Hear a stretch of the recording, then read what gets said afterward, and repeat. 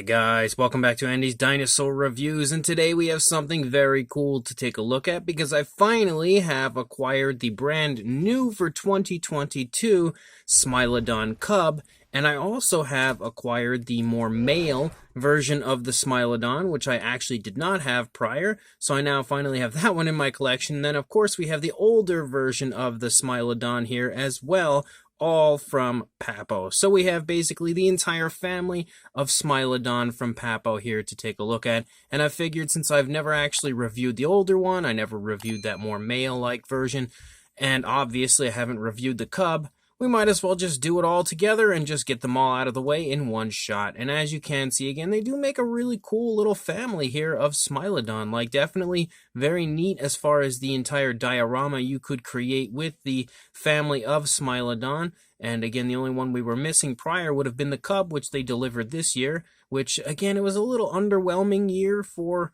Papo. Like, we really didn't get much, and the Styracosaurus they had released was pretty lame. The Protoceratops was also pretty lame. And now we have this Smilodon cub, which would probably be the best out of all of the figures for the 2022 year from Papo, I would say.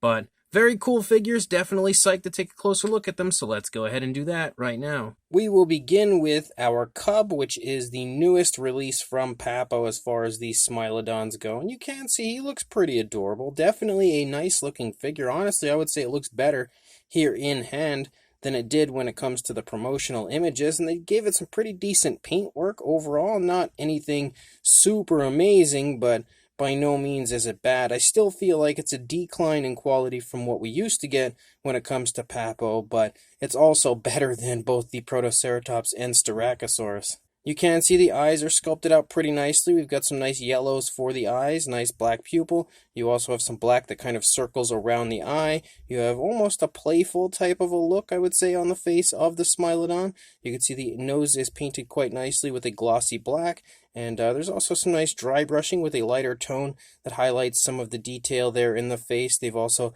painted the teeth on the inside of the mouth. Obviously, our saber teeth are painted quite nicely as well with kind of like an off-white. And you can see more of the dry brushing as well as kind of like a black outline around the mouth, which looks pretty nice. We also have that black outline up here on the ears of our Smilodon, which looks pretty cool. The actual sculpt and detail of the ears looks really quite nice. You can see again we have some really fine fur in the face, but as you move down here, you start to see a little bit of like scruffier fur as you move through. And when you actually take a look at the actual detailing as far as the fur goes, it is really, really impressive.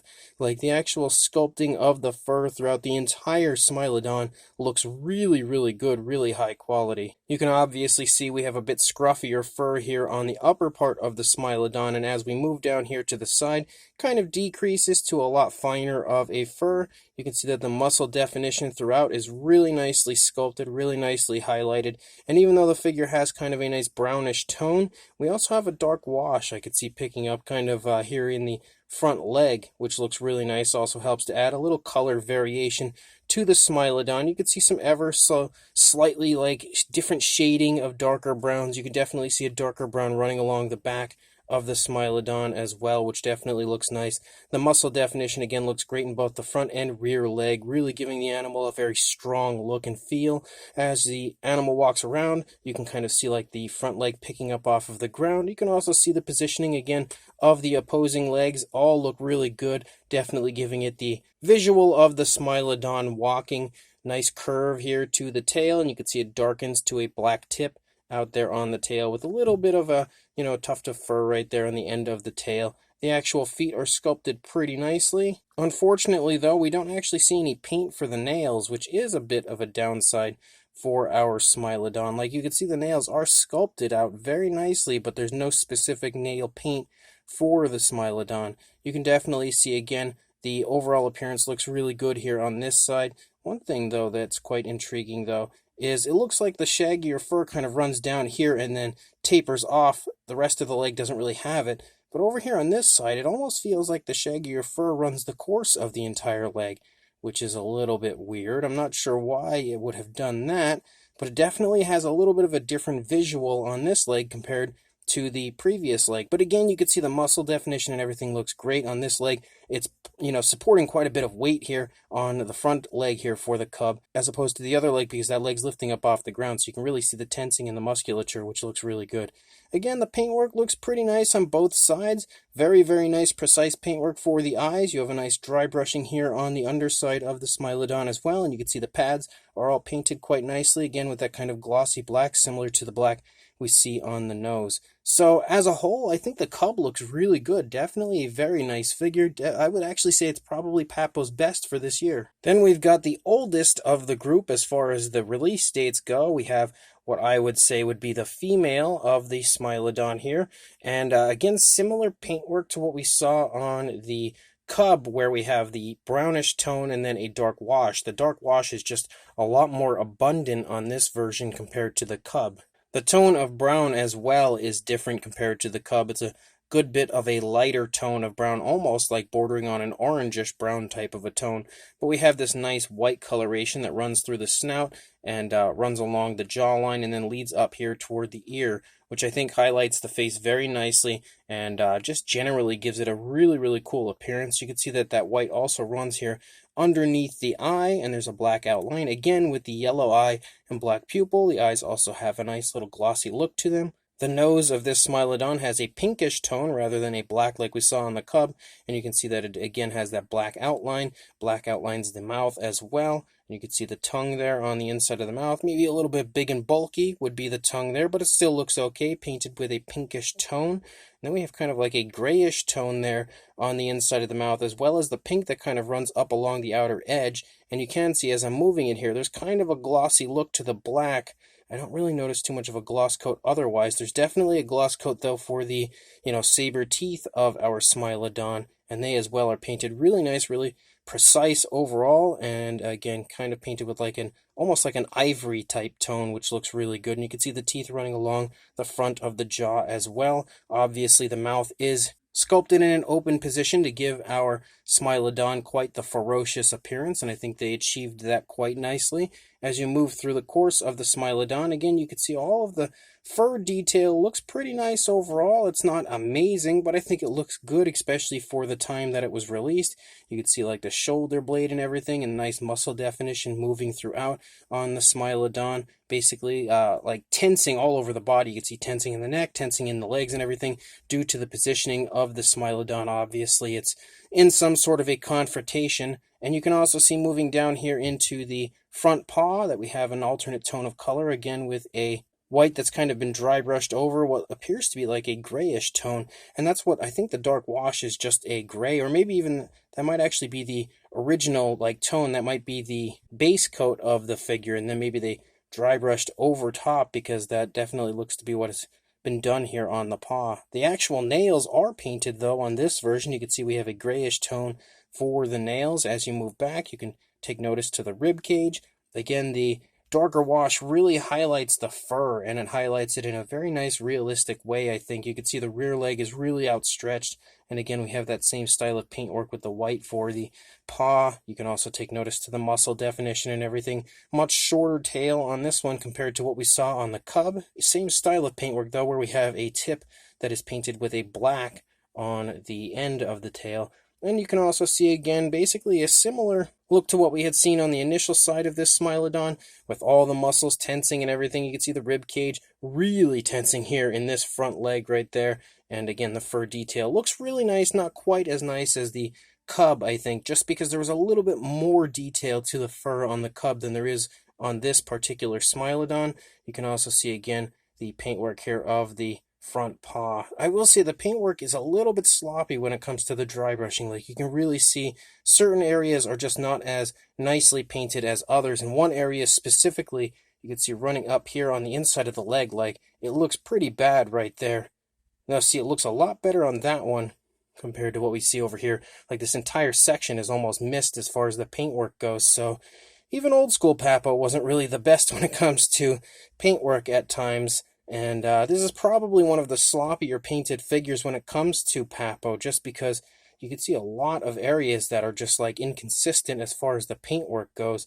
We do have that light tone here running along the underside of the Smilodon, and yet again the paw pads are all painted, but so, I mean, it's cool. It's definitely a nice Smilodon, but I feel like the paintwork is a little bit sloppy for my taste, but still a decent figure. And then we've got the final member of the family who clearly has been hitting the gym quite regularly.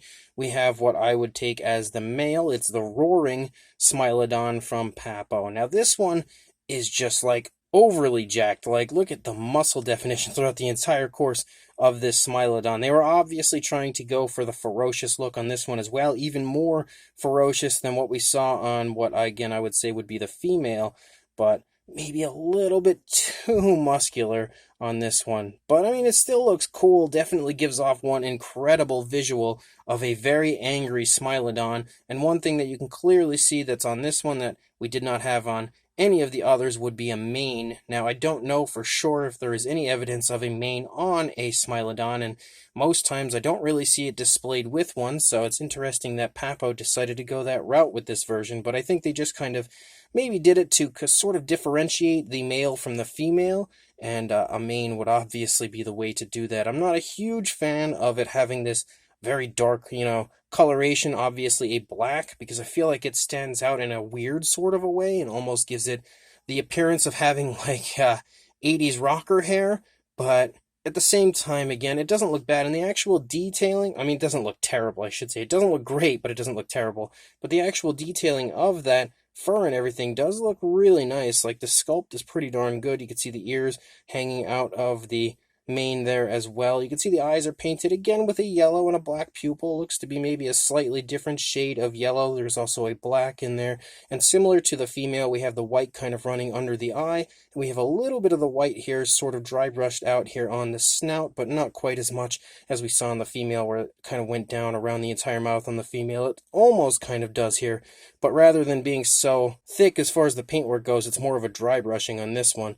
You can see the nose is painted with a pinkish tone, similar to the female. You can see the teeth are painted out and sculpted out in there. Not perfectly painted, but they look okay. The saber teeth are more of a white, closer to a white than an ivory type tone like we saw in the female, but it still looks all, pretty nice as well. Not really any type of a gloss coat that I'm noticing on it, but I think the entire inside of the mouth has a nicer appearance to it as far as the paintwork goes compared to the female. The tongue looks much better on this one, I think, than the female did, and you can see the teeth throughout the entire mouth are really quite nicely painted. We also have a dark, kind of a reddish tone in there, and again, the entire mouth looks really, really good, and definitely very ferocious overall. You can obviously see it's extending its front leg out here. The claws are outstretched as it's, potentially smacking or attacking something. The claws are painted with kind of like a yellowish tone, and there's also a nice kind of a wash applied to those claws, and they also do have a nice gloss coat to them, which looks really good. You can see that the entire Smilodon, similar to the others, also has sort of a dark wash, so it highlights the toes really quite nicely here.